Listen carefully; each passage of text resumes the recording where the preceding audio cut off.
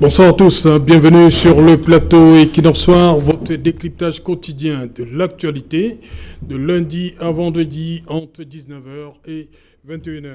Lundi 22 juin 2020 marque le début de la période de chômage technique d'une partie du personnel de Camerco. Cette suspension des contrats de travail pour 371 employés est consécutive à la conjoncture économique défavorable de la compagnie du fait principalement des effets néfastes de la pandémie Covid-19, a tenu à rappeler la direction générale. Prenant acte de cette situation, les présidents de 6 syndicats, leurs bureaux respectifs ainsi que les délégués du personnel présents à Douala ont, au cours de l'Assemblée intersyndicale d'hier 21 juin, rappelez que le dossier du chômage technique se trouve actuellement au niveau du conseil d'administration. Les présidents des syndicats ont par ailleurs demandé aux travailleurs de vaquer normalement à leurs occupations sans tenir compte de cette décision unilatérale de la direction générale. Mais force est quand même de reconnaître que Camerco est un grand malade. À date, Camerco ne dispose d'aucun aéronef en état d'opérer. Le seul aéronef, un MA-60 susceptible de voler, est en attente de pièces de rechange. Le personnel cumule actuellement 4 mois d'arriérés de salaire pour une masse salariale mensuelle qui s'élève à 500 millions de francs CFA. Une dette colossale également, estimée environ à 113 milliards de francs CFA au 31 décembre 2018.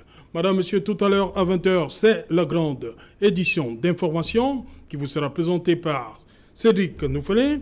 Tout de suite après, ce sera le débrief du journal et tout de suite, le fait du jour.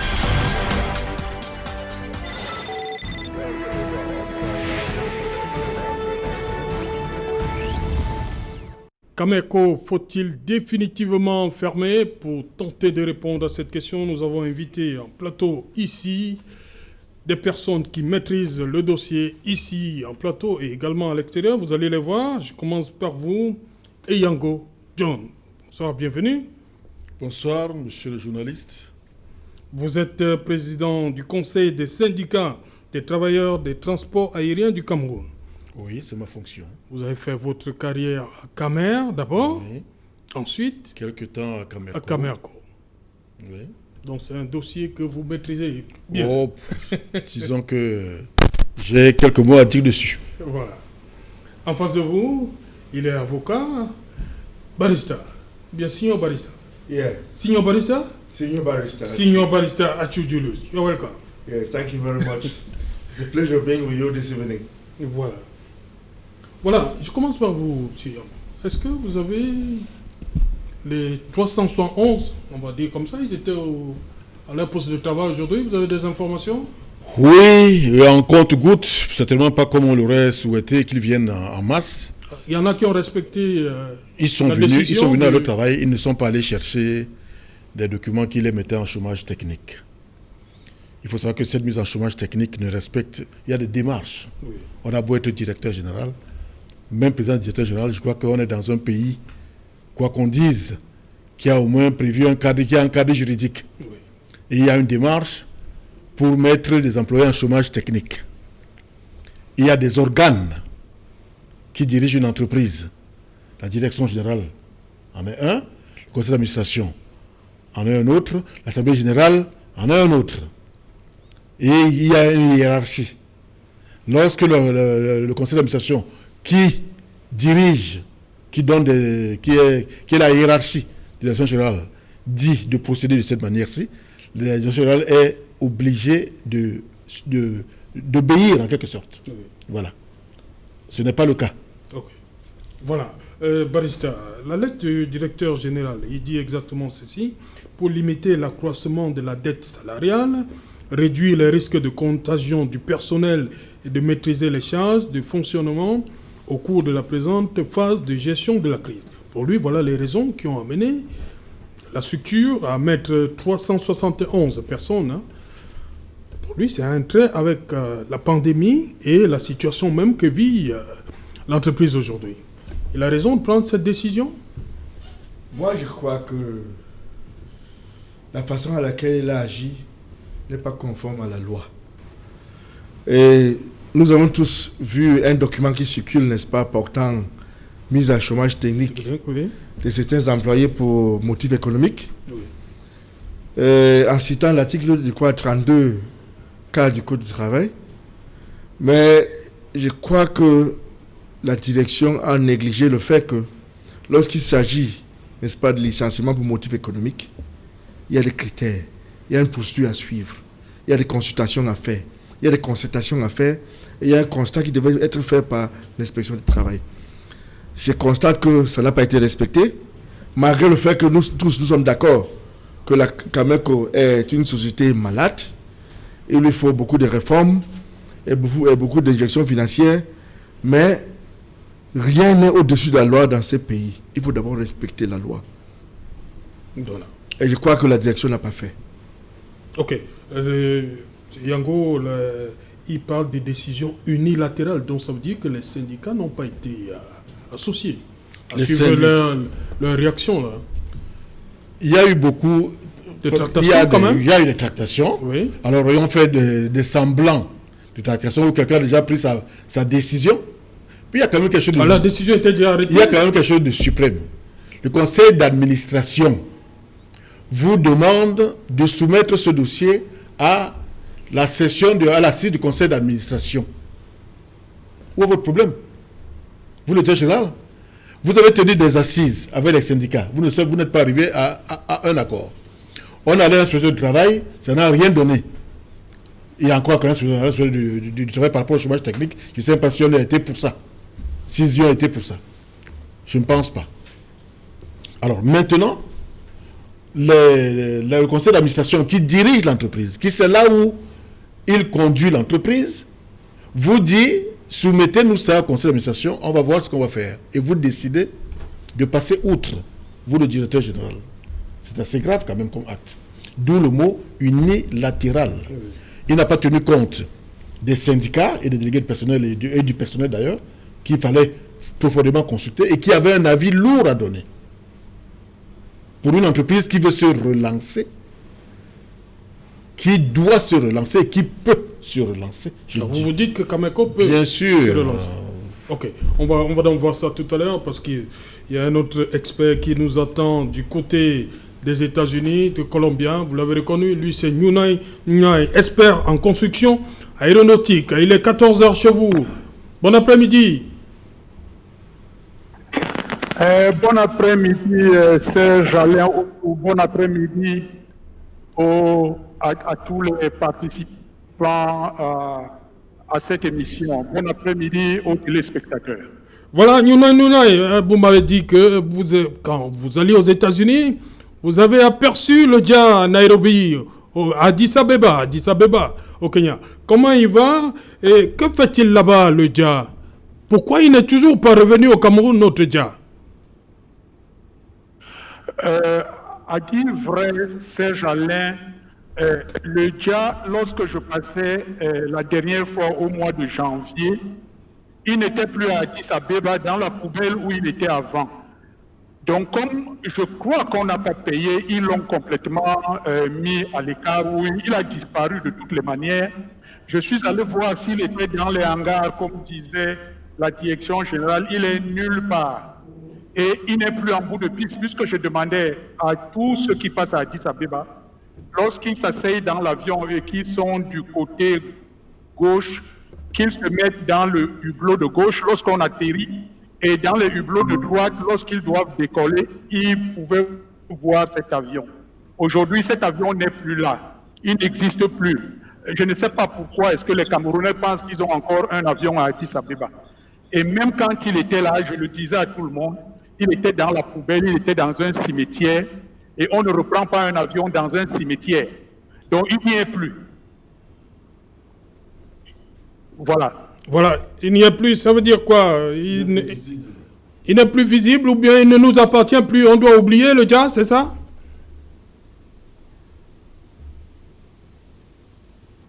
Oui, mais vous devez l'oublier parce que c'est pas qu'il n'est plus. Mais à l'époque, il était bien sur un parking à l'extérieur. Et je suis allé dans les ateliers d'Ethiopian, je ne l'ai pas vu. De toutes les manières, un avion poubelle comme celui-là, on ne le garde pas dans le hangar parce que les hangars n'ont pas beaucoup de place.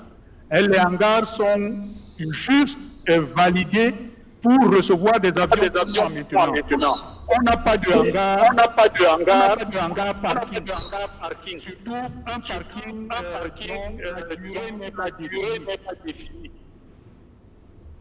Ok, on va revenir à Nunyan, c'est clair, parce que l'un des éléments pour une compagnie, c'est l'outil de production. On n'a plus d'avions, comme je l'ai dit, le seul actuellement en possession de flotte, pour notre flotte, il n'y a que le MA60, qui même attend les pièces de rechange. Quand on dit que vous faites du transport, ça veut dire que vous avez un outil de transport. Oui. Sinon, vous ne faites pas le transport. Voilà. Donc, aujourd'hui, si je peux dire un mot sur ce Dja. Sur le Dja, oui, allez-y. Il faut que les Camerounais sachent que cet avion a été acheté neuf en 2001, sorti d'usine. Il a volé jusqu'en 2008. Il faisait des sauts de puce Douala-Paris, il dormait. Il revenait le lendemain Paris-Douala, il dormait. C'est ainsi que les vrais Américains, parce qu'il y a beaucoup de faux Américains qu'on a fait venir ici, qui sont venus il y a quelques années, avaient dit il est l'avion le plus neuf de sa génération, puisqu'il n'a pas volé. Il va reprendre en 2010 ou 2011 avec la Camerco, avec ses sauts de puce. Et c'est là que son sabotage, c'est un sabotage qui est fait sur cet avion. De la part de qui? De la part de tous les DG de Camerco. Nous l'avons écrit. Vous avez un journal tableau, qui... oui. Voilà. Vous avez une page de ce journal, vous l'avez, qui indique, je vous dis ce qui s'est passé. Un seul DG de Camerco, et c'est là, n'a pas cherché à saboter cet avion. Tous les autres, y compris celui qui est là maintenant, ont cherché à saboter cet avion. Pourquoi?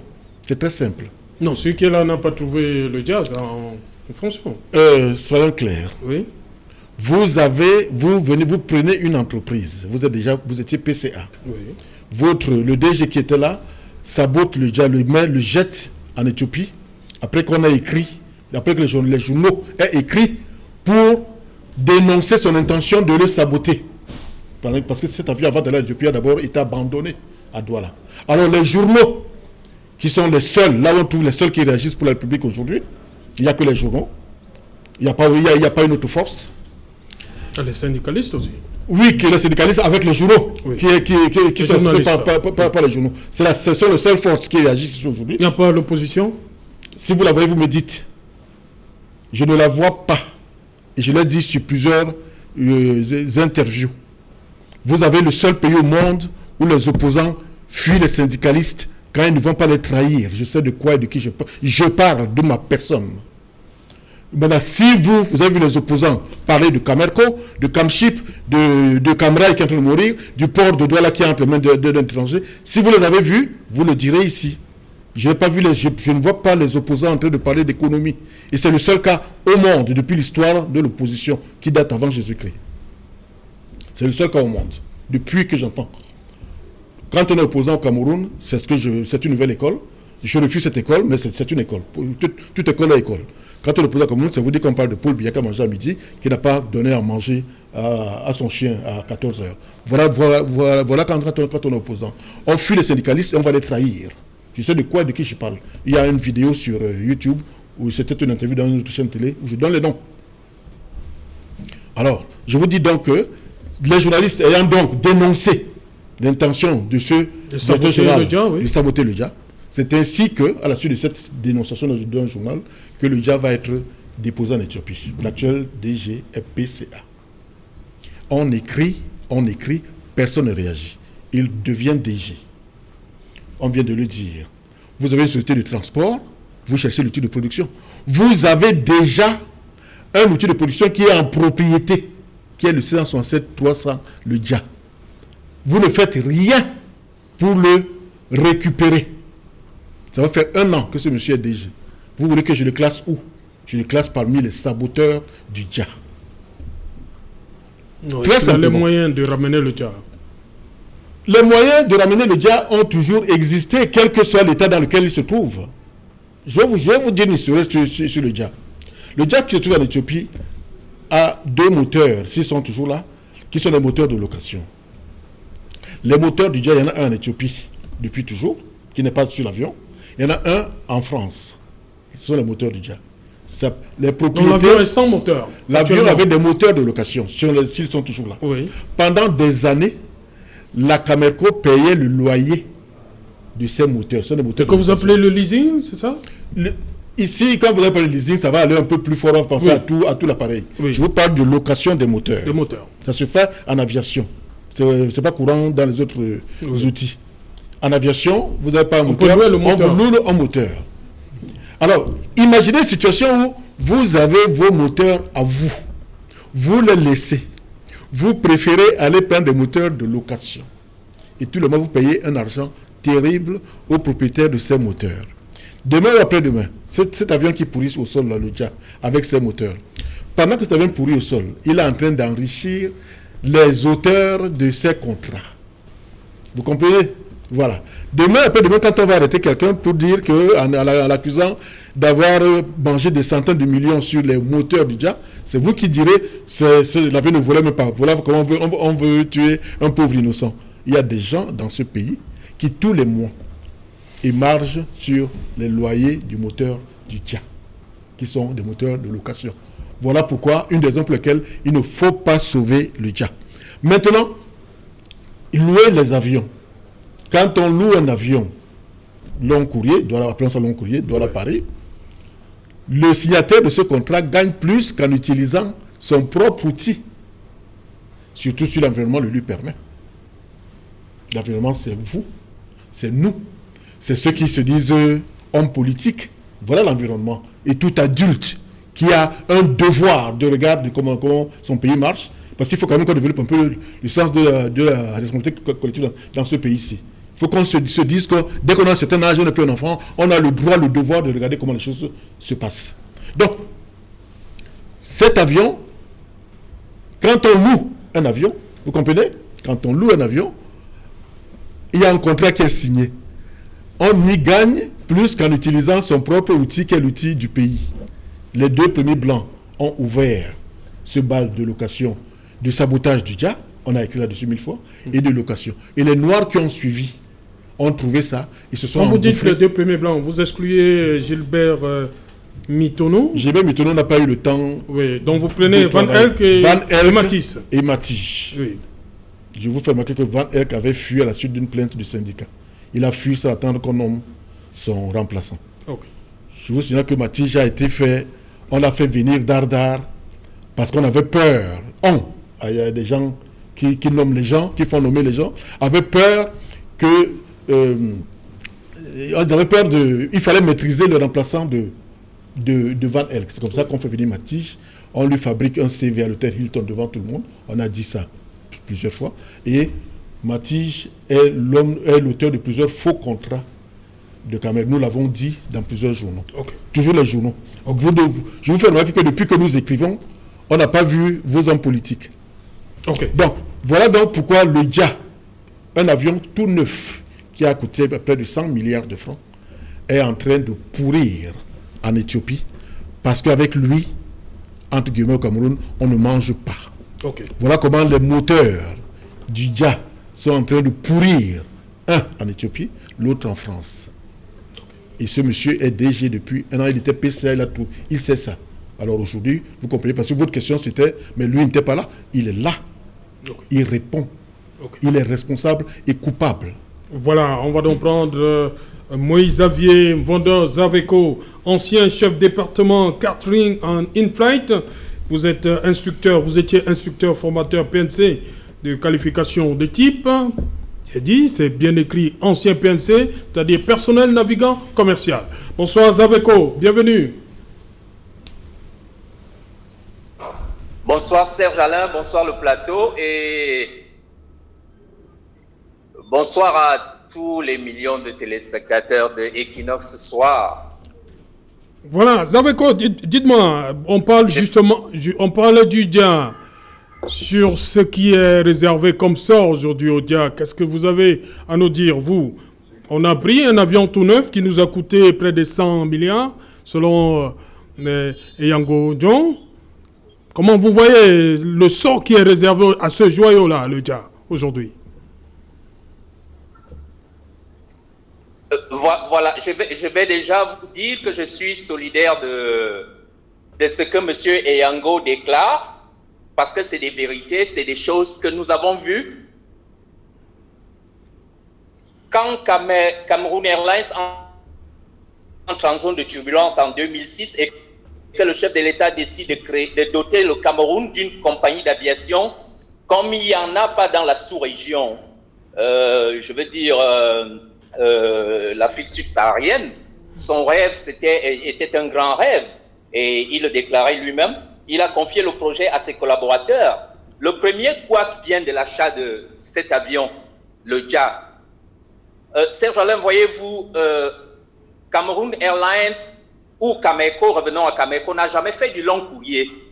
6 heures de vol, utiliser un avion comme le DIA pour 6 heures de vol, ce n'est pas du long courrier. Le DIA, c'est un avion qui fait 11 heures de vol en full fare.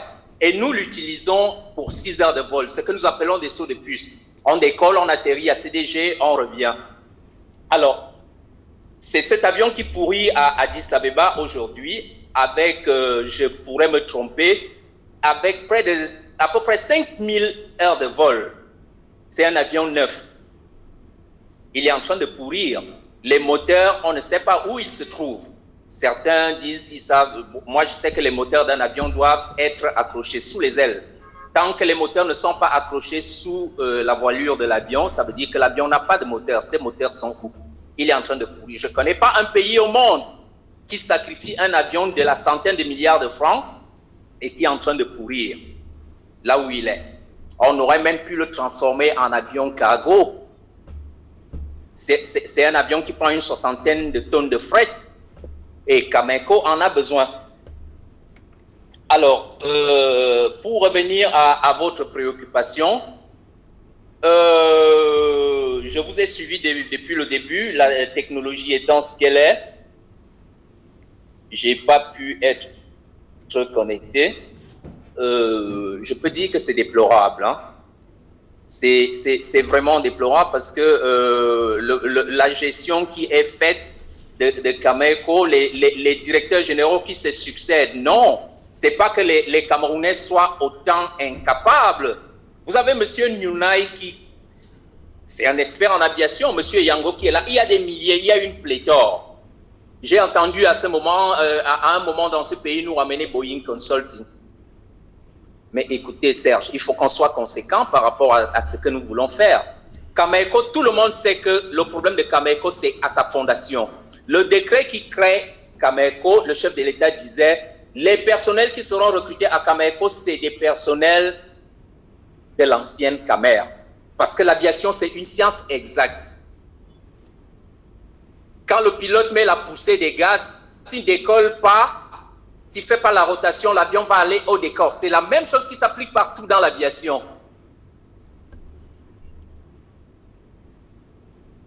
C'est la même chose. Si le personnel n'est pas formé, ça donne ce que ça donne. Qui est-ce qui a mis Cameco sur pied? On ne peut pas mettre une compagnie sur pied, une compagnie qui manque de fondation. Je vais vous faire une confidence. Pour réparer les pneus de Cameco, des avions de Cameco, on les met sur une palette, on envoie à Addis Abeba. Allez vous-même faire le chiffre, le calcul de ce que ça coûte. Donc, Camer souffre d'un problème. Camer n'a pas reçu la fondation idoine pour une compagnie d'aviation compétitive.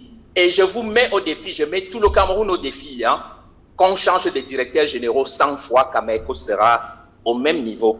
Il faut refonder Cameco, c'est ce que nous demandons depuis des années. On s'en prend à certaines personnes. Il faut refonder Cameco parce que ce que nous avons fait en 2011 est à la hâte et nous avons confié à des mains inexpertes. Aujourd'hui, il est question de s'asseoir. Ce n'est pas changer de directeur généraux qui va résoudre les problèmes. Non. Tant que Cameco n'a pas la fondation propre à une compagnie d'aviation compétitive, une compagnie d'aviation qui évolue sur un ciel tellement concurrencé. L'aviation aujourd'hui, je peux dire, seuls les meilleurs gagnent. C'est comme dans le foot. Hein? Il n'y a pas de médiocre dans l'aviation. Ok, merci. Il n'y a pas de médiocre. Nous sommes allés prendre les deux. Est-ce que je peux continuer, Serge, pour ne pas... Oui, rapidement. Oui, allez-y, quelques secondes.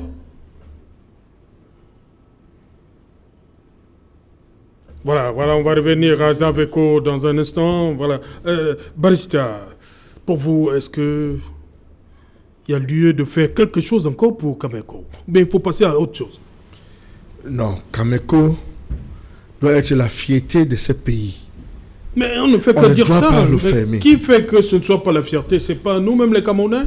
Oui, c'est parce que on n'a pas su, n'est-ce pas, chercher des experts pour le gérer. Il fut un moment, j'ai essayé de faire des recherches pour savoir pourquoi ça ne marche pas. Oui. Et vous êtes arrivé à quelle Il conclusion? y a un vieux que je tais le nom qui m'a dit l'âme de Cameroun Airlines se trouve au Mali. Et depuis que Cameroun Airlines a été changé, personne n'y est allé là-bas pour chercher son âme. Il a parlé comme un Africain. Pourquoi le La Mali? personne qui va comprendre. Non, on veut comprendre. Il y a des millions de... En tant qu'Africains, nous comprenons ce que cela veut dire. Cela veut dire que l'ancien président de la République qui avait créé cette société... Vous voulez dire à Dakar, au Sénégal? Non, Mali. au Mali. Oui. On m'avait parlé au Mali. Oui. C'est à cause de ça que, depuis notre indépendance, le Mali était le seul pays qui entrait au Cameroun sans visa. Sans visa. Et nous pouvons aller au Mali sans visa. C'est ce qu'il m'a dit. J'ai compris. Et par la suite, je me suis dit, regardons à côté de nous, qu'est-ce qui ne va pas. Je me rappelle quand j'étais à l'école secondaire, avant d'aller au lycée, le Cameroun a envoyé plusieurs Camerounais pour aller apprendre la spécialisation. Pour aller spécialiser à l'extérieur. Pour revenir au pays, n'est-ce pas, créer une société, Cameroun Airlines, avec des ingénieurs, avec des pilotes camerounais. Je constate aujourd'hui que la plupart de ces personnes-là sont au chômage, ils ne travaillent pas. Ils sont contraints, n'est-ce pas, d'aller chercher ailleurs, au lieu de rester au Cameroun, n'est-ce pas, faire développer notre compagnie aérienne. Pourquoi? Avec des recherches approfondies que j'ai encore fait, j'ai constaté que le problème de cette société, c'est des fonctionnaires. On prend des fonctionnaires qui ne sont pas spécialistes en la matière pour les nommer, pour venir gérer une structure de cette envergure. Comment vous voulez que ça marche? Comment vous voulez que ça marche? Dans le business aérien, c'est un business qui a besoin de capital intense et qui a besoin des experts et qui a besoin de gens qui sont dévoués, n'est-ce pas, dans leur métier. Mais à partir du moment où, comme M. Yangomé le dit, que c'est l'argent qui est mis devant avant tout, nous sommes voués à l'échec chaque fois qu'on tente, n'est-ce pas, de restructurer cette société. Il est temps qu'on repense la façon à laquelle on doit restructurer cette société pour que ça soit notre fierté comme dans les années 70 et 80. Voilà. C'est bien possible. Ok. Voilà, on va donc repartir aux États-Unis où nous attend Yunai Nunai, expert en construction aéronautique. Yunai Nunai, en 2016, vous faisiez déjà 6 propositions pour relancer comme ça Camerco. Est-ce que vos 6 propositions tiennent toujours la route? Entre autres, vous parlez d'un responsable, d'un directeur général responsable et compétent, acquérir des outils de production, dont les avions, mettre en place un organigramme, nommer 6 responsables désignés compétents, recruter des employés par test de niveau, signer un contrat de performance avec l'administration. Ça, c'était vos propositions en 2016. Est-ce que ça marche toujours en 2020? Mais Serge Alain Autou, quand j'écoute les autres, quand j'écoute M. Yango, quand j'écoute M. Mvondo, M. Mvondo, par exemple, parle des personnes compétentes. M. Mvondo ne parle que de la formation. Vous ne pouvez pas, dans l'aéronautique, ne pas former et penser que vous allez avoir une compagnie aérienne. Une compagnie aérienne, les gens doivent être formés, doivent être compétents. La personne que vous prenez à la tête, si elle n'est pas compétente parce qu'elle est fonctionnaire ou parce qu'elle c'est un administrateur, il doit s'entourer des personnes compétentes, donc des personnes qui ont été formées dans l'aéronautique. Nous l'avons vu à l'époque, Amadou Bello était, j'ose le citer, il était un administrateur et il s'est entouré d'un certain nombre de personnes compétentes. Et c'est pour ça qu'à l'époque, la caméra était en haut. Je reviens un peu sur ce que M. Yango a dit à propos du 767. Le 767 n'a pas seulement les problèmes de moteur. Le 767 a ses deux jambes de train principaux qui ont dépassé depuis longtemps les 10 000 heures de vol de révision. Donc cet avion ne peut pas décoller avec ces deux jambes de train. Pour qu'il décolle, en plus des moteurs qui sont loués, il faut remplacer les jambes de train. Il faut aller les louer quelque part. Il faut donc trouver les jambes de train d'un 767.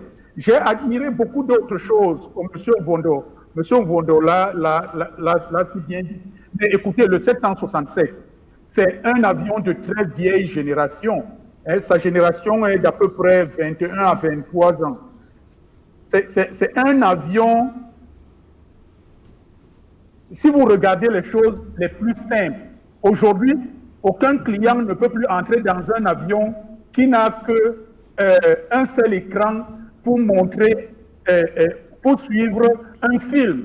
Parce que lorsque vous n'avez qu'un seul écran, votre voisin qui ne veut pas voir le film, lui ne dort plus parce qu'il y a le bruit de l'écran et il y a tout un tas de bruits qui font que la personne ne peut pas dormir. Et pour changer l'intérieur de cet avion, il coûte trop cher. Et quand je disais, j'ai entendu M. Mvondo proposer quelque chose, ici au Mexique, je suis allé voir un peu au Mexique, ici au Mexique, depuis un certain temps, on choisit les 767 pour qu'ils deviennent des avions cargo. Et vous avez des DHL qui en a acheté 3. Et c'est à l'époque où nous proposions aux prédécesseurs du DG qui est là maintenant, d'envoyer cet avion comme il a acheté les 3 du Maroc, et comme ça, DHL peut remplacer la cabine, n'est-ce pas, par toute une cabine cargo. Parce que c'est un avion qui porte quand même 60 tonnes. Et il y a une compagnie au Mexique, une seule, qui transforme les 7. Je dis, elle ne transforme que les 767. 767. Mexique, vous allez voir cette compagnie-là.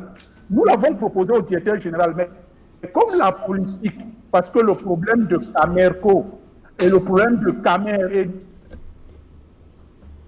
le problème de la plupart des compagnies aériennes, c'est la politique. Lorsque vous mettez les hommes politiques dans une compagnie aérienne qui doit être dans laquelle vous êtes de l'économie, il y a un problème. J'ai d'ailleurs entendu un ministre à l'époque dire la Camer, ce n'est pas seulement une entreprise économique, c'est aussi une entreprise sociale. Mais écoutez, si Camerco, c'est l'église presbytérienne camerounaise, ça marche, c'est bon, ça ne sert à rien que nous soyons là en train de tergiverser chaque fois. Pour que cette compagnie-là marche. Quand je disais qu'il faut prendre un directeur général compétent, je ne disais pas qu'il faut prendre un fonctionnaire qui était PCA et l'amener directeur général. Non, je disais, nous avons allé au niveau de l'autorité aéronautique. L'autorité aéronautique va vous donner les caractéristiques d'un directeur général compétent. On va vous les donner là-bas et vous allez nommer n'importe quel Camerounais. Ne cherchez pas les gens comme M. Younaï, parce que moi, je suis déjà vieux, je suis à la retraite, je n'ai plus besoin de rentrer. Deuxième point que je demandais, il faut que l'État s'engage. Si l'État ne peut pas s'engager à acheter les outils de travail, l'État doit permettre aux actionnaires, les Camerounais ont de l'argent. Il suffit qu'on dise qu'on veut donner des seaux d'eau ou des seaux à robinet aux Camerounais pour la pandémie. Vous voyez des gens cotiser. Pourquoi et nous acheter l'outil de travail? La Camer n'a aucun outil. ça me fait mal quand on se regroupe comme ça à une émission de télé, on continue à parler des avions. Il y a 4-5 ans, vous n'avez aucun avion. Et à partir du moment où nous le disons, un jour, quelqu'un va se lever et va aller acheter 2 737 qui ont un potentiel peut-être de 6 mois. Et tout le monde, 2 avions. Mais ces 2 avions ont quel potentiel? C'est des avions qui tombent en panne 6 mois après et qui ne peuvent même plus jamais fonctionner. Les 737 que M. Dikouma a achetés sont où? Les MA60, à l'époque, je vous disais qu'ils ne vont pas voler. Je vous disais qu'il n'y aura absolument rien. Je vous disais que la Camer n'a pas d'avion. Ce n'est pas des avions. D'ailleurs, un avion de 42 places, vous n'avez avion. Ne comptez pas. Voilà, on va revenir dans un instant. Voilà, M. Yango, vous dites dans une interview, vous avez accordé quelque part, que le véritable problème de Cameco, c'est la gouvernance. La gouvernance de l'entreprise. Oui. Il y a des indices, des indicateurs qui sont assez lourds. Cameroon Airlines Corporation est une entreprise commerciale. Vous ouvrez une boutique, vous choisissez votre créneau, vous choisissez un produit que tout le monde recherche. D'accord? C'est ça le Cameroun est un produit en aviation. C'est un produit pourquoi? Combien de compagnies viennent ici? Elles sont nombreuses qui viennent ici. Elles sont nombreuses. Il y a un marché au Cameroun. Elles sont nombreuses qui viennent. Il y en a une qui vient 11 fois par semaine. Et elle demande à augmenter. Oui. Air France. Il y en a une qui vient 9 fois. Oui. Et elle dit que c'est petit. Il y en a une qui vient 7 fois. Si elle supplie d'augmenter. Et il y en a qui sont à la porte. Alors posez-vous la question élémentaire. Mon produit, si les gens l'aiment, mais moi-même je n'en profite pas. Le problème c'est qui? C'est moi-même. Voilà ce que je veux dire. Voilà ce que je veux dire. Comment vous allez expliquer à quelqu'un que le Cameroun est un marché convoité à l'export comme à l'import? Parce que quand on vient, c'est qu'il y a de l'export. S'il y a de l'import, on vient parce qu'il y a l'import. S'il n'y avait rien à exporter, ce serait très compliqué.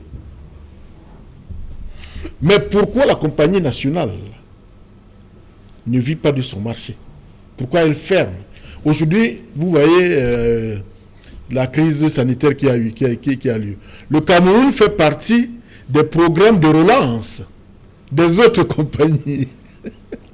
Ça fait partie. C'est-à-dire, si vous allez compter. Ils ont commencé à venir avant 3 ou 4 destinations oui, qu'il faut absolument desservir pour se relancer.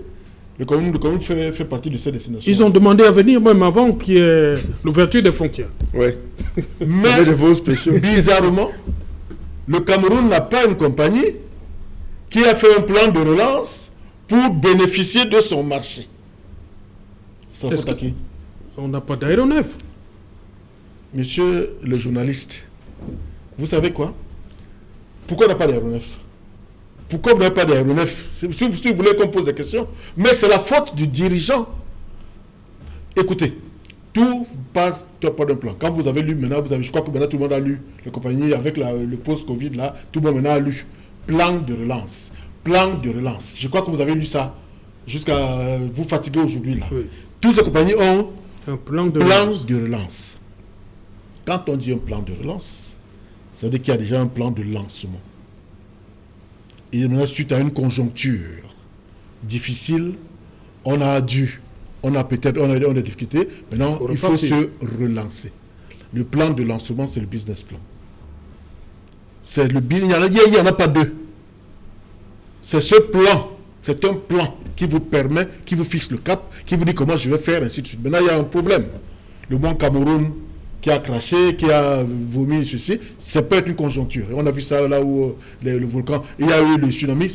Aujourd'hui, c'est une crise sanitaire qui a obligé. Maintenant, le gars prend son business plan, qui est son plan de départ. Il regarde et dit, bon, j'avais prévu ceci, maintenant je change, je vais me relancer de cette manière. Il fait donc un plan de relance. pourquoi Camerco n'a pas de business plan. Le directeur général, ça fait 1 an qu'il est là. Il n'a pas fait de business plan.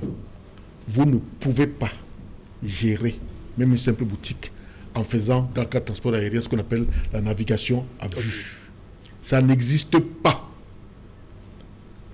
On dit à navigation maritime, il n'y a que des vents contraires pour celui qui n'a pas fixé un cap.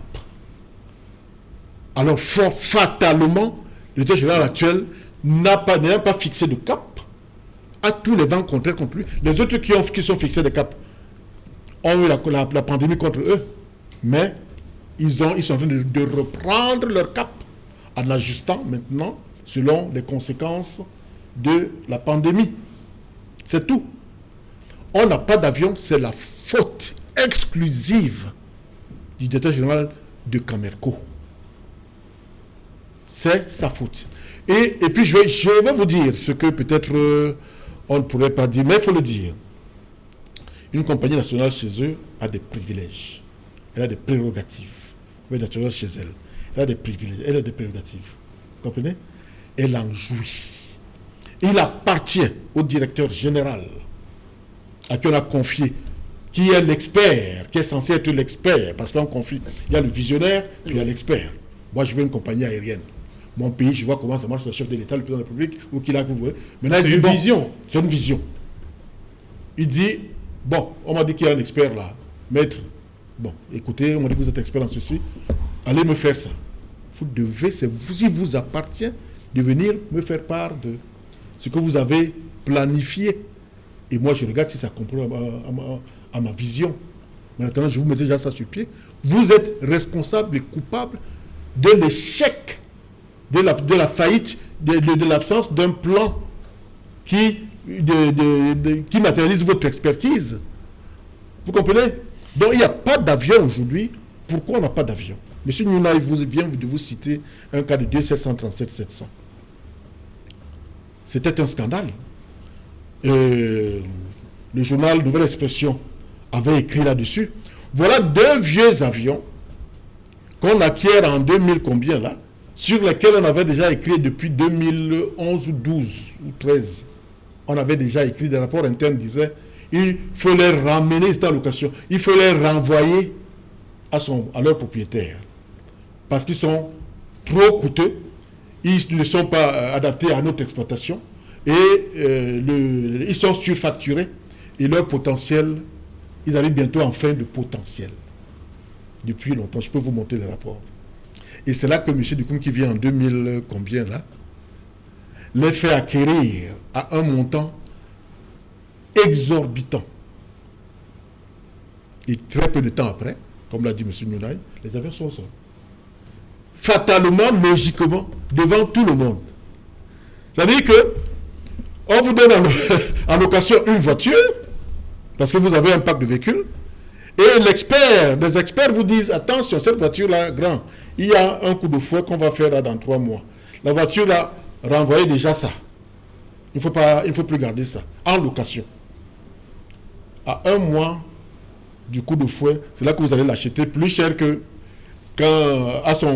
plus cher qu'à son état neuf. Et 1 mois après, évidemment, la voiture est au sol. Et vous dites maintenant au propriétaire, donne-moi 2 millions pour faire le coup de fouet. Est-ce que vous comprenez? C'est ça qui s'est passé avec ces 2 avions. Devant toute la République. Il n'y a que les journaux, je viens de vous citer une nouvelle expression, il n'y a que les journaux, encore une fois, qui avaient dénoncé ce qui se tramait et ce qui avaient annoncé ce qui allait arriver. Ça a coûté, je crois, environ 10 ou combien, 11 milliards de francs à l'État camerounais, aux contribuables camerounais. Ils sont au sol. L'autre a coûté 100 milliards. Il est au sol. Alors, il y en a comme ça, combien c'est la faute à qui? Monsieur, je le dis et je le répète, je n'ai pas foi aux yeux. On est arrivé à un niveau où, je crois que d'ici peu, quand on va commencer à réfléchir, le comportement de certains directeurs généraux de sociétés d'État doit être assimilé à des crimes contre l'humanité. Parce que quand vous avez une entreprise comme la Camerco, qui peut employer, je dis au bas mot, 1500, 1600 jeunes, et que ces jeunes sont au quartier, vous ne faites rien, vous ne pensez qu'à votre propre ventre, vous commettez un crime. Il faudrait que notre ressource... Mais il y a un ratio, hein, 1500 pour combien d'avions? Justement, c'est tout ça qu'il faut faire. Voilà. Il s'agit de faire tout ce travail-là. Je dis 1600 comme ça. Oui. Je prends le réseau potentiel Oui. d'une compagnie aérienne camerounaise et je dis quelque chose comme ça. Ok. Il peut dire moi, mais qu'il le fasse déjà. Donc, Ok. quand vous posez la question, pourquoi pas ceci, vous posez la question au directeur général qui est responsable, et je répète, coupable intégral de ce désastre et de ce crime. Voilà. Zaveco, Moïse Mvondo, on a suivi, hein, Eyango John dit que le Cameroun, il y a plein de compagnies qui viennent, qui font des dessertes ici, plusieurs fois par semaine, mais ça veut dire qu'il y a un marché potentiel. Mais il n'y a pas, le Cameroun n'a pas d'avion pour satisfaire son propre marché. Comment expliquer ça?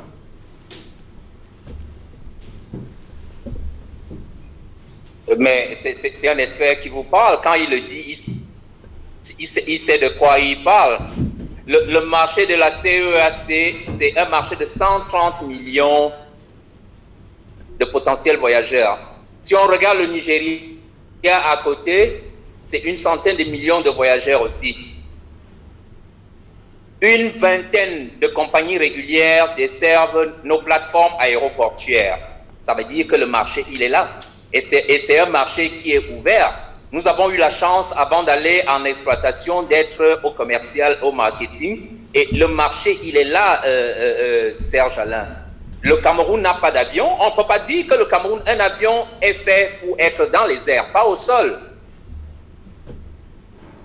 C'est pour cela que je le rejoins. Je rejoins M. Yango qui dit que le Cameroun n'a pas d'avion. Où sont ces avions? Ils volent à quelle heure? Le JA est en Éthiopie, à Addis Abeba. Les 2737, l'autre bêtise. Depuis 2011, nous avons attiré l'attention sur l'acquisition de ces 2737 NG. Nous étions encore personnel navigant en 2011. Ces 2737 ne sont pas adaptés à notre exploitation. Les 737 ne sont pas faits pour être utilisés en interne.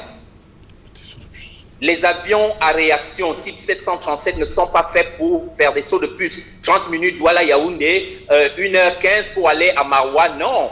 Quand vous allez regarder la valeur moyenne du coupon entre Douala et Maroua, vous constatez que nous les exploitons à perte. Ce n'est pas des avions, non seulement ils ne sont pas adaptés, ils sont déjà vieux. Ils sont déjà vieux parce que nous sommes aujourd'hui à l'ère du 737 MAX. Et c'est à ce moment que nous, en 2015, nous achetons des 737 vieux qui avaient des moteurs qui arrivaient à embuter les 6 prochains mois. Est-ce que nous voulons construire une compagnie d'aviation? Moi, je dis non. Ces 737, je vais vous prendre un exemple banal de personnel navigant commercial. Lorsqu'on décollait de Douala pour Abidjan, pendant que nos compagnies concurrentes servaient des repas aux passagers, Cameco était obligé de servir des sandwichs parce que l'avion a des dispositions pour pouvoir réchauffer les repas des passagers, les repas qu'on vous sert à bord. Or, cet avion avait un minuscule office à l'avant, donc il n'était pas adapté. La plupart des compagnies utilisent ces avions comme des backups. Ça veut dire quoi? Quand ce JA, que nous avons toujours contesté sur le Douala-Paris, Douala-Simalen, CDG, que nous avons tout le temps, ce JA est en panne. Il faut un avion de substitution, ce que nous appelons le backup. Or, ces 737, 700 NG ne faisaient pas l'affaire. Ils allaient de limitation en restriction parce qu'ils ne pouvaient pas faire de vol direct entre Douala et Paris. Alors, pourquoi nous les avons achetés? Ces avions ne sont pas compétitifs en l'intérieur du Cameroun. En régional, ils ne sont pas compétitifs. Pas même sur notre moyen courrier, mais nous les avons quand même achetés. L'acquisition de ces avions a été décriée. Nous avons demandé, comme il l'a dit M. Yango, je n'ai pas souvent été avec lui, mais je comprends que nos idées se rejoignent, M. Nunay.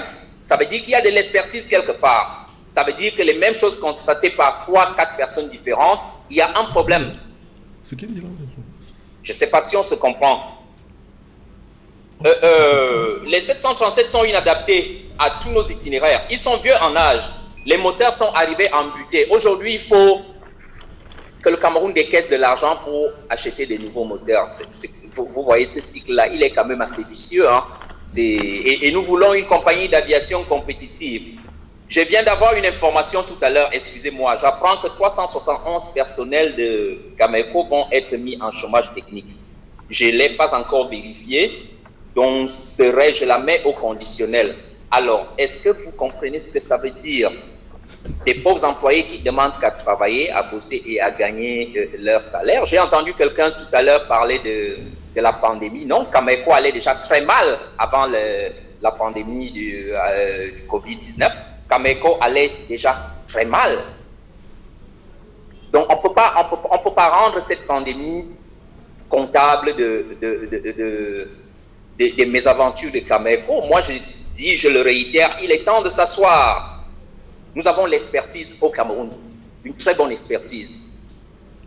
Du personnel navigant technique au personnel navigant commercial, au personnel d'exploitation, au personnel de maintenance, nous avons toute cette expertise. Le chef de l'État le sait quand il signait son décret. Voilà. Voilà, merci. Merci Zaveco. On n'a pas dit que c'est seulement la pandémie. Hein. Le communiqué du directeur général est clair. Il parle du contexte économique aussi. Hein. Donc c'est les deux mis ensemble qui, selon lui, poussent à ce chômage technique. 371 personnes. Je ne sais pas si c'est la question, c'est une question. Le contexte économique, nous venons d'en parler. Oui. Il est favorable, puisque la compagnie aérienne vient. Voilà. Donc, il ne peut pas parler contexte mais il y a économique. cette lourde ardoise, hein. Il y a trop de dettes. Qu'est-ce qui fait donc que le personnel soit à 4 mois d'arriéré de salaire? Mais justement, c'est l'inaptitude du dirigeant de l'entreprise qui est incapable d'exploiter ce contexte économique favorable. Nous venons de donner le nombre de compagnies qui viennent, dont il y a des au Cameroun, qui s'enrichissent sur le marché camerounais. Tandis que le propriétaire du marché camerounais, qui est de l'aviation, qui est la Camerco, s'appauvrit. Mais il y a quelqu'un qui doit répondre. Et c'est le directeur général. Comment vous faites? Je vais vous donner un exemple. Oui. Parce que chacun va à un moment donné, je vois... Merci, mais vous gardez ça pour la fin parce qu'il y a le journal. On va continuer après le journal, ça c'est promis. Il est déjà là, Cédric Noufélé. Bonsoir au menu ce soir, Cédric. Bonsoir Saint-Jalan, bonsoir à vos invités. Ce soir, c'est la première fois, 4 ans après le début de cette guerre fratricide dans la région du nord-ouest et du sud-ouest, une campagne internationale pour la paix et la justice vient d'être lancée. Elle est menée par 4 prix Nobel de la paix, des diplomates et d'anciens chefs d'État qui exhortent le gouvernement camerounais et les groupes armés séparatistes à un cessez-le-feu humanitaire. Les Nations Unies et l'Union africaine sont également interpellées. Ils estiment qu'il faut d'abord mettre fin à la guerre avant de penser à toute reconstruction des régions du nord-ouest et du sud-ouest. Pourtant, le gouvernement s'entête. Vous suivrez dans le journal de 20h l'arrivée de la délégation chargée d'exécuter le plan présidentiel pour la reconstruction de la région du nord-ouest et celle du sud-ouest, arrivée dans un contexte de journée de ville morte à Bamenda. Nous ferons le point dans le journal de 20h. Nous parlerons également ce soir du non-respect des mesures barrières. Dans l'arrière-pays du Cameroun, les populations sont très insouciantes. Là-bas, durant les cérémonies funéraires, vous allez le voir dans les images, elles n'ont pas d'intérêt, de préoccupation relative à la maladie à coronavirus. Et c'est là un potentiel foyer d'épidémie. Et l'UNICEF, les Nations Unies interpellent également le gouvernement camerounais sur le respect des droits à la santé au regard des difficultés que rencontrent des usagers à avoir accès au dépistage et à une prise en charge médicale optimale pour faire face à la pandémie du Covid-19. Nous parlerons également de la compagnie Camerco. Des économistes se prononcent ce soir sur la vitalité économique de la structure de cette compagnie aérienne plombée par le Covid-19 et par un lourd endettement qui date depuis plusieurs années. Nous en parlerons ce soir. C'est Jalin. Voilà, madame, monsieur, fin de cette première partie Equinox Soir. On se retrouve après le journal pour Equinox Soir, deuxième partie. Le temps du débrief, toujours en compagnie de nos invités. Xavier Vondor à Douala, Yunai depuis Columbia aux États-Unis. Sur ce plateau, maître Signor Barista Achou Julius, en face de lui, et Yango John. les spécialistes en fait en la matière.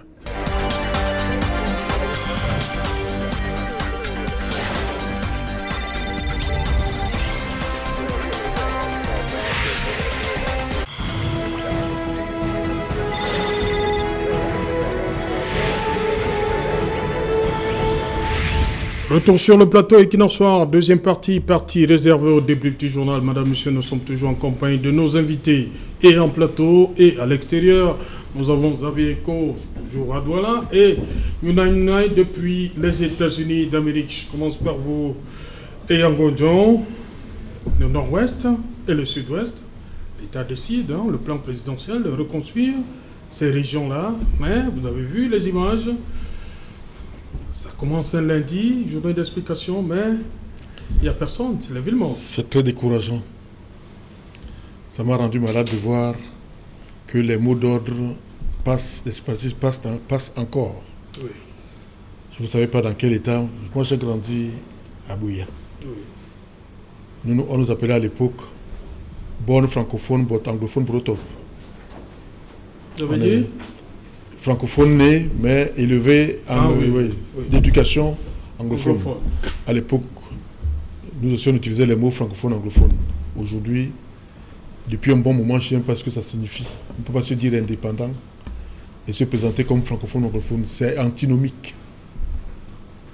J'ai même imaginé un sketch où un blanc arbitre un match entre francophones et francophones où ils sont en train de s'entretuer en ce nom de francophones et anglophones. Hélas, le gouvernement essaie certainement de faire ce qu'il a fait. C'est sa mission.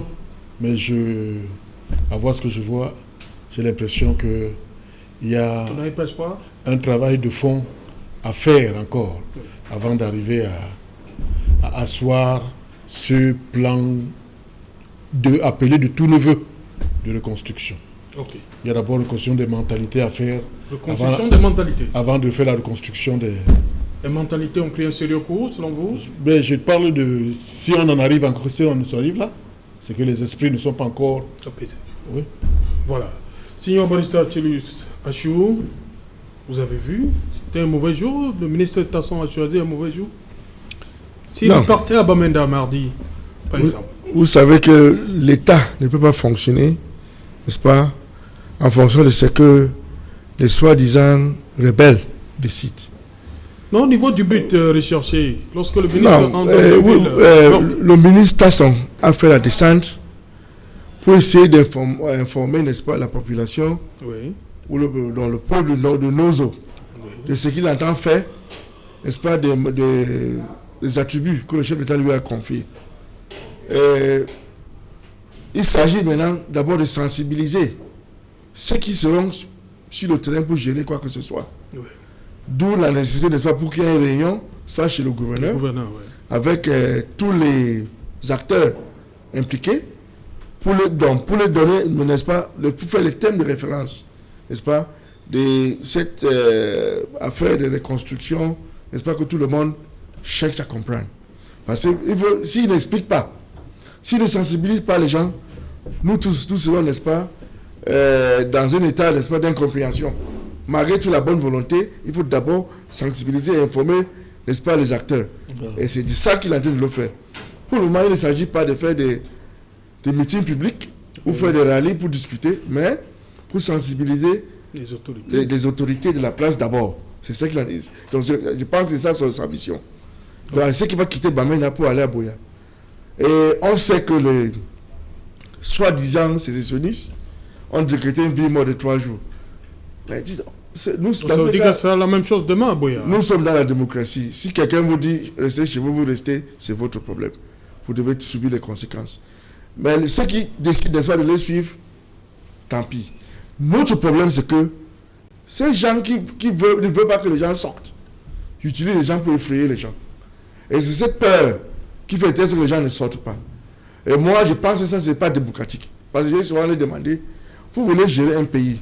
Donc, ça veut dire que si je ne partage pas votre avis, je prends aussi les armes, à supposer que vous avez un pays. Moi, je vais prendre aussi les armes pour faire passer mon avis. Ce n'est pas juste. Ce n'est pas du tout juste. Mais l'État ne peut pas attendre pour suivre, n'est-ce pas, les missives ou bien les déclarations illégales ou les ordres illégaux, n'est-ce pas, d'un groupe de brigands, parce que c'est des brigands qui sont là maintenant. Ce sont plus, comme Parcet. Non. Ce sont plus les nationalistes, ce sont plus les gens qui aiment un pays, mais ce sont des brigands, je peux le dire.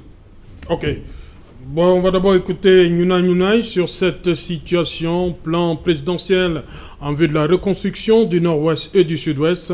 Le ministre Paul Tasson est sur le terrain, on l'a vu aujourd'hui, il était à Bamenda, mais il y a ce lockdown qui a été décrété. Bon, aujourd'hui, ville morte, je crois demain également à Boya. Votre avis là-dessus?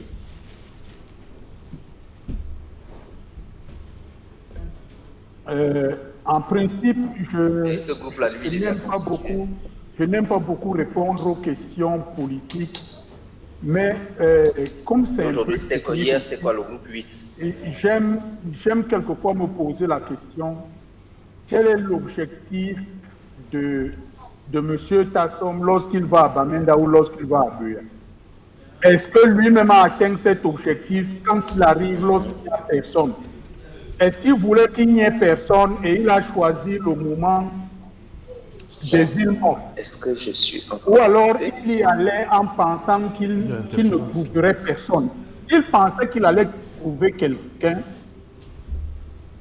et ça ne servait à rien qu'il aille pendant les îles mortes. Moi, ce qui me surprend, c'est nous les Camerounais. Chaque fois qu'il y a quelque chose qui arrive comme cette chose-là, ça dit qu'un ministre doit aller quelque part et il y a les îles mortes. On ne cherche pas la solution pour atteindre notre objectif. On commence à se fixer des petits objectifs à côté. Il voulait juste dire à l'autorité. Mais il pouvait venir et aller chez le gouverneur lui dire pourquoi il a fait quelque chose de solennel où il voulait que les gens viennent applaudir. Il voulait que les gens viennent applaudir, il n'a pas réussi. Ne cherchons pas toujours les raisons. Parce que ces raisons que nous cherchons sont des raisons qui sont comme si on était toujours arrogant sur ce qu'on veut faire. Ça ne sert à rien. Notre objectif, c'est que les gens s'asseyent, c'est que les gens reviennent, c'est que les gens du nord-ouest reviennent et qu'il n'y ait plus de problème au nord-ouest, au sud-ouest. Notre problème, ce n'est pas de démontrer que M. Tassom a ceci ou qu'il n'a pas ça. Ce n'est vraiment pas notre problème, ça. Nous autres, quand nous attendons, nous nous disons, est-ce que ce que M. Tassom s'en va faire va résoudre ce problème? Nous, on a un problème au bout. C'est les gens du nord-ouest. Est-ce que ça va résoudre? S'il s'en va là-bas et il est une énième personne qui est allée et ça n'a rien résolu, ça veut dire qu'il a échoué. Pour moi, il a échoué, c'est tout. Donc, je n'ai vraiment pas d'informations ou alors quelque chose d'autre à dire que cela. Merci. Ok, voilà, Xavier Bonheur. On a vu le ministre Paul Tasson aujourd'hui à Bamenda pour le plan présidentiel en vue de la reconstruction du nord-ouest et du sud-ouest. Bon, on va revenir. Bon, rentrons de plein pied dans notre dossier Camerco. C'est Yango. Vous dites que l'un des problèmes aussi, c'est les contrats. On a eu une succession de DG entre Alex Van Elk et Tipendi Kotou, l'actuel. Ça fait 2, 4, ça fait 6. 6 managers déjà. Ils se succèdent, mais ils ne prennent pas le temps de revoir les contrats. Merci pour cette question. C'est là qu'on en arrive à, comment on peut le dire, fixer, se prononcer sur les responsabilités, quand ce n'est même pas les culpabilités. C'est un indicateur, bien complicité, un indicateur lourd de ce qu'un DG est sérieux ou pas. Écoutez, je vais utiliser un terme qui est beaucoup plus courant pour qu'on comprenne. Vous confiez une agence à quelqu'un. Vous comprenez? Vous confiez une agence. Écoute, va me vendre les billets. Va me faire le transport-ci. Mais il a le devoir de vous dire ce qu'il a trouvé. J'ai trouvé ceci, j'ai trouvé cela, voilà comment se porte le marché ici en Banga. Les gens de Banga font comme ça, font comme ça. Il vous fait une étude. Il vous dit que ce qu'on fait à Douala, là, si on fait ça ici, ça ne marchera pas.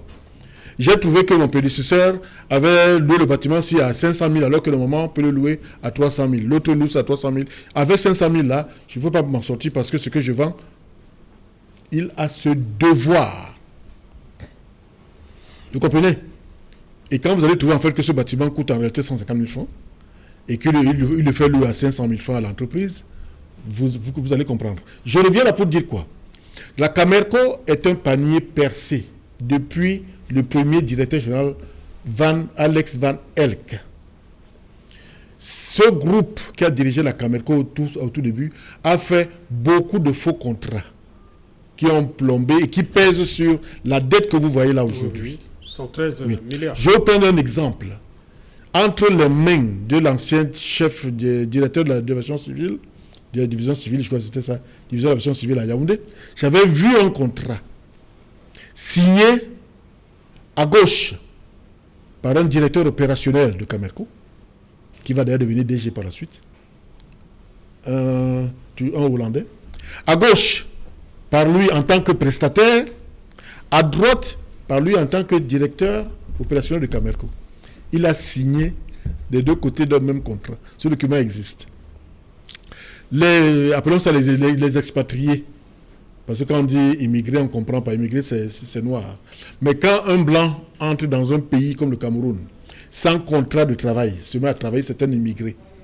La plupart des 65 Européens qui se travailler à Cameroun au début étaient des immigrés, ils n'avaient pas de contrat. C'était des immigrés. La plupart de ces immigrés avaient des contrats dans leur sac. Ils venaient, ils montraient à la fin du mois pour valider leurs factures et rentrer avec les contrats. Je vous raconte l'histoire de Camerco. Imaginez donc comment le deuxième blanc, le deuxième Matige, qui était le patron de ce réseau, malgré tous les rapports qui ont été faits, il va se faire nommer, on va le nommer DG de Camerco, qui était le patron. On appelait à Camerco Dieu le Père. Tous ces gens laissent des faux contrats qui plombent l'État de Camerco. Aucun directeur général, tous ceux qui suivent, Mboto Edimo, Nana Sanjo, qui est là encore là, Dikoum Ernest, aujourd'hui Djipendi. Personne n'a révisé ces contrats. Vous devez vous poser des questions. Ces contrats sont là, ils ont pesé. Et puis de toute façon, c'est une démarche de rigueur. Je vais demander à un DG, mais pourquoi depuis que tu es là, tu ne révises pas les contrats, pourquoi? Il dit, que ces contrats sont morts de l'éboulement. Je lui dis non. Un contrat ne meurt pas de sa belle mort. On lui fait des obsèques. On s'assure qu'il est arrivé à expiration. On le classe, il y a un traitement à apporter à un contrat.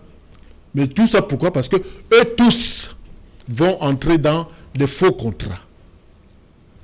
Quand il n'entre pas dans ces nouveaux faux contrats, il perpétue ce qu'il a trouvé. Il devient un rentier des contrats qu'il a trouvés. Voilà la réalité de Camerco jusqu'aujourd'hui. Voilà pourquoi il ne révise pas les contrats. Et vous n'imaginez pas ce que ces contrats coûtent à Camerco aujourd'hui. Voilà juste un indicateur.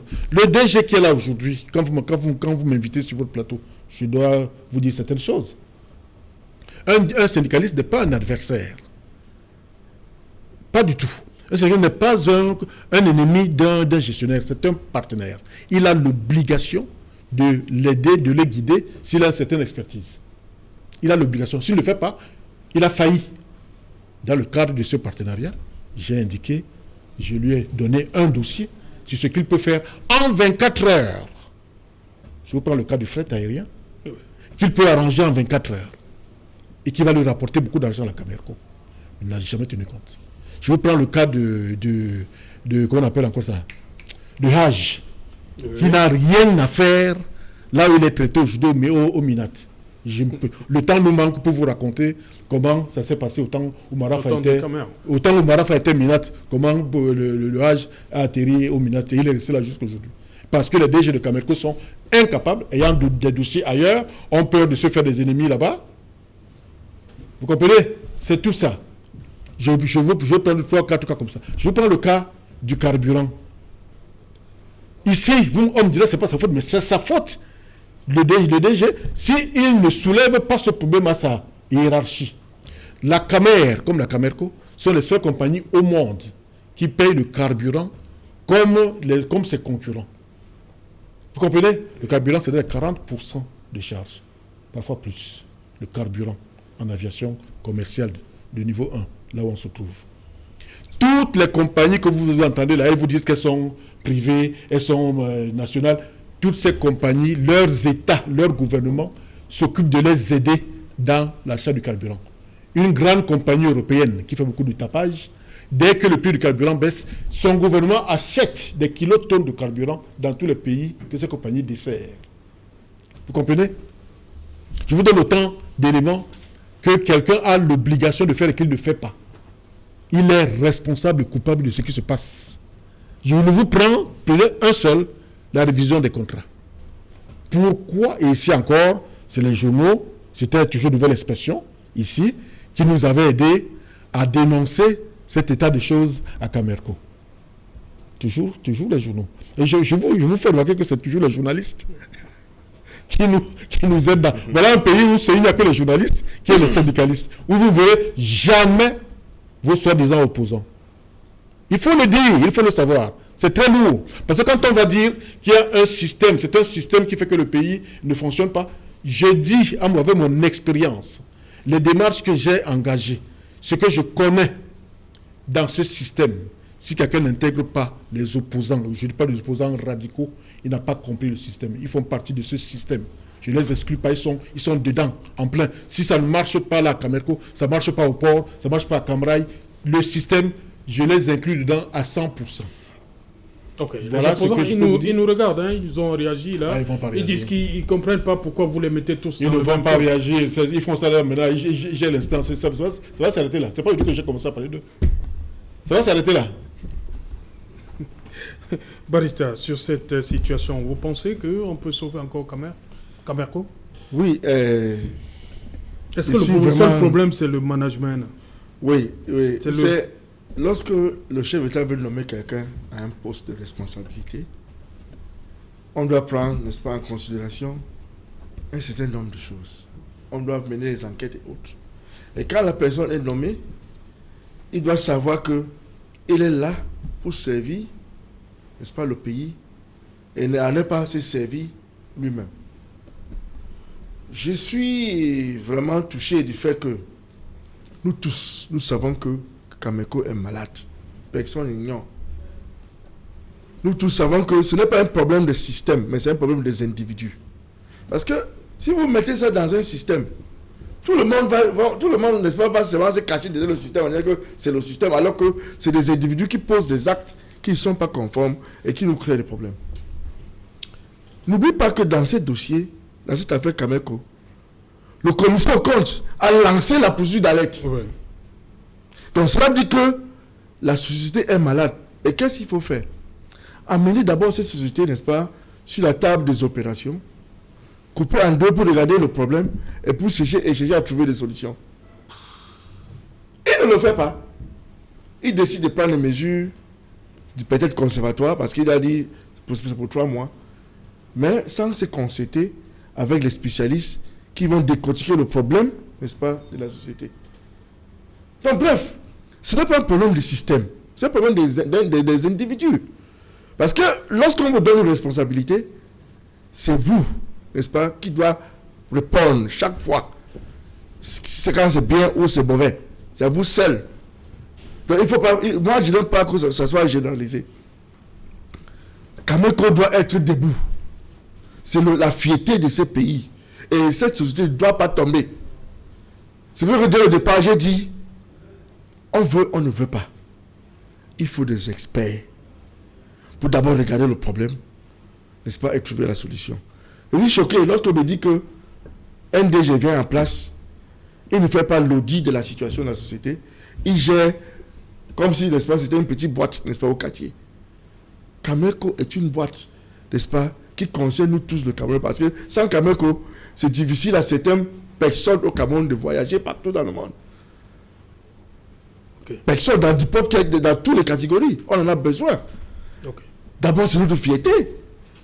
Cameroun, nous avons les meilleures lignes de route aériennes dans le monde. Une des meilleures lignes de route aériennes au Cameroun, dans le monde. Mais qu'est-ce qui ne va pas? C'est un problème, je vais toujours dire un problème des individus. Il faut qu'on essaye de chercher des façons de le faire, de le faire pour trouver la bonne personne à la bonne place. Okay. Cette histoire de favoritisme où je connais le temps n'a pas dépassé. Nous sommes dans les temps modernes de telle sorte que c'est la compétence qui doit gérer tout. Cette histoire de à nos disman, à nos raman. Le temps là est dépassé. On doit chercher des compétences, n'est-ce pas, pour que le pays marche. Ok. Voilà, vous avez évoqué l'alerte du commissaire aux comptes. Justement, il dit ceci. Dans notre rapport du commissaire aux comptes, au titre de l'exercice 2015, émis le 9 avril 2018, que les capitaux propres de Camerco étaient devenus inférieurs à la moitié du capital social et que l'Assemblée générale devait décider s'il y a lieu de procéder à la dissolution anticipée de la société ou non. Nounaï. C'est depuis 2018 qu'on ne devait plus parler de Camerco?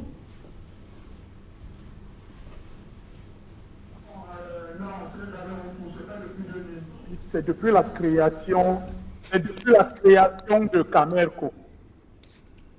Je le répète, depuis que Mitono est arrivé, tel qu'on a monté cette compagnie, elle est déjà morte. Je le redis encore. Mais avant de répondre à ça, parce que j'ai noté un certain nombre de choses de mes prédécesseurs. D'abord, je vais vous dire une chose. Il n'y a aucun directeur général, aucun PCA de Camerco, depuis que cette compagnie existe, qui ne s'occupe que de la location du matériel, particulièrement de la location des avions. Tous passent le temps à lutter et vous allez le remarquer. J'appelle les journalistes à chaque fois. J'ai un certain nombre de journalistes avec lesquels j'ai traité. Je leur ai dit, allez regarder dans les locations des avions. C'est les locations des avions qui font qu'il y a une bagarre entre le PCA et le directeur général à chaque fois. Parce que c'est dans les locations des avions qu'on peut voler. C'est dans les locations des avions qu'on peut signer des contrats qui sont des mauvais contrats et pour lesquels on a des risques. Je continue à dire que tant qu'on n'achète pas des avions neufs, parce que quand on les achète neufs, chez Boeing, nous connaissons le prix, et comme ils sont neufs, ils ont un potentiel de fonctionnement de 6 à 9 ans, et pendant ce fonctionnement-là, nous n'avons pas de gros entretiens. Sachez que sur un avion, il y a deux choses qui nous font... Monsieur Nounaï, le dia était neuf. Le carburant et la maintenance. Monsieur Nounaï. Et tant qu'on ne met... Oui. Le dia était tout neuf. Pas neuf, parce qu'on ne l'a pas acheté chez Boeing. On l'a pas acheté. Quand vous n'achetez pas directement chez le constructeur, il n'est pas neuf. Qui est allé le chercher chez Boeing? Quand on achète un avion neuf, en principe, il y a tout un cérémonial et on s'en va chez Boeing, on envoie des ingénieurs. Moi, j'ai été ingénieur dans un achat d'un avion en 1985 où on achetait les avions. On nous envoyait tout le temps chez Boeing. Cette fois-ci, le gars est venu, il a débouché comme ça. Ce que je voudrais dire, et je ne veux pas qu'on m'arrête là-dessus. J'ai entendu quelqu'un dire c'est les individus, ce n'est pas le système. Mais sachez que c'est les individus qui composent le système. Le système ne se compose pas tout seul. C'est les individus. Et chaque fois qu'on nomme quelqu'un et qu'il est incompétent, c'est la personne qui nomme qui est incompétente. Parce que c'est elle qui donne le pouvoir à l'autre d'aller gérer. Parce qu'elle pense que l'autre peut gérer. Lorsque l'autre ne peut pas gérer, cette personne doit corriger. Et si elle corrige un petit trou par un trou beaucoup plus grand, c'est cette personne-là qui n'est pas compétente, je regrette. Et dans le cas de Camerco, encore une fois, c'est vraiment le système qui est mis en place. Parce qu'à chaque fois que vous regardez qu'il y a des problèmes, un DG arrive et il n'arrive même pas à dire au conseil d'administration quels sont ces problèmes. Parce que s'il dit au conseil d'administration quels sont ces problèmes, on lui pose la question, mais toi tu n'es pas du parti au pouvoir, donc tu es en train de faire quelque chose. Écoutez, vous l'avez entendu, un ministre a dit à un directeur de l'autorité aéronautique une fois, mais monsieur, vous n'êtes pas du parti au pouvoir, c'est vous qui bloquez les MA60 au sol. Si vous ne les faites pas voler en l'heure. Voilà, merci Nounaï, parce que le temps nous prend par la gorge. Il est déjà de l'autre côté, Sylvestre Hippolyte Zango. Bonsoir Sylvestre. Bonsoir Serge Alain. Dans un instant, 100% foot. Oui, 100% foot ce soir parle de cette persistance de la Confédération africaine de football à organiser la CAN au Cameroun dans 6 mois, c'est-à-dire en janvier prochain. Et on voit la mobilisation au sein du gouvernement, des ministres impliqués dans l'organisation de ce grand événement sportif sont sur le terrain. Célestine Ketia-Cortez du développement urbain et de l'habitat était sur le terrain. Bafoussam, on a constaté que les chantiers routiers n'ont avancé qu'à 50%, ce qui est un retard considérable.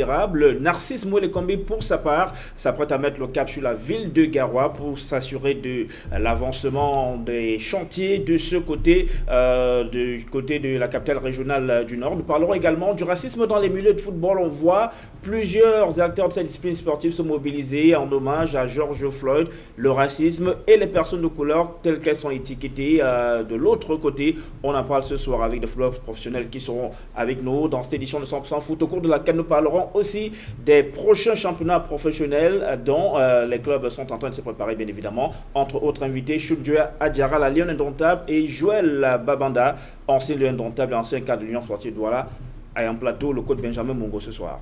Voilà, dans un instant, 100% foot. C'est avec Monsieur Football sur Equinox Télévision, Sylvestre Hippolyte Zangaou, ce sera juste après Equinox Soir. On va terminer, on va repartir du côté de Colombien. 30 secondes, rapidement, on vous a interrompu. Unai, 30 secondes pour sortir, je vous en prie. Le mot de la fin. Je dis tout simplement, la Camère, pour moi, la Camère est morte dès sa naissance pratiquement.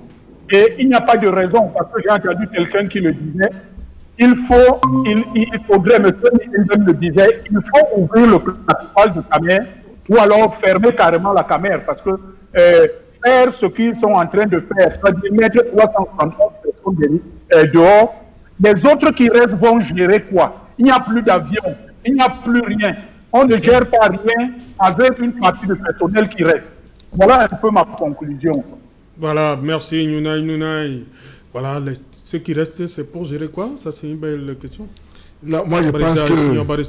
Oui, je pense que, d'après mon petite expérience en la matière, il faut quand même qu'on doit être en partenariat avec une autre société aérienne qui marche. Voilà. Il doit entrer dans des groupes, parce que normalement, les sociétés aériennes sont dans des groupes. Bon, comme Air France, il y a KLM. Non, je ne parle même pas de Air France, parce que je parle même d'Ethiopia ou bien Kenya. Oui. On doit entrer dans ces groupes pour que ça marche. Sinon, nous ne pouvons même pas tenir. Voilà. Et Zaveko, votre mot de la fin pour sortir de cette émission.